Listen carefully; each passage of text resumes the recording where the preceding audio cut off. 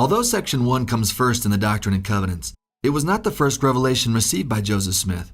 It was actually received chronologically between Section 67 and 68.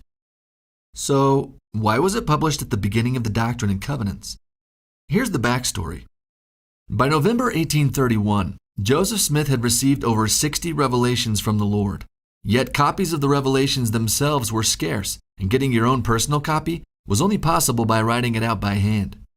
So, at a council with church leaders at the John Johnson home in Hiram, Ohio, Joseph Smith proposed that they print the revelations in book form, which in its first printing would be entitled The Book of Commandments, but would be changed 2 years later to The Doctrine and Covenants.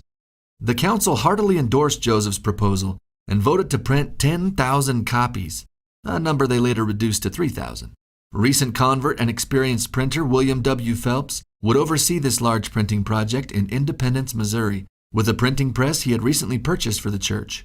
Eyewitness to the events William E. McClellan said, "A committee was appointed to draft a preface to the Book of Commandments, consisting of myself, Oliver Cowdery, and I think Sidney Rigdon.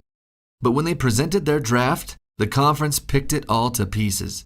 McClellan said, "The conference then requested Joseph to inquire of the Lord about it, and he said that he would if the people would bow in prayer with him.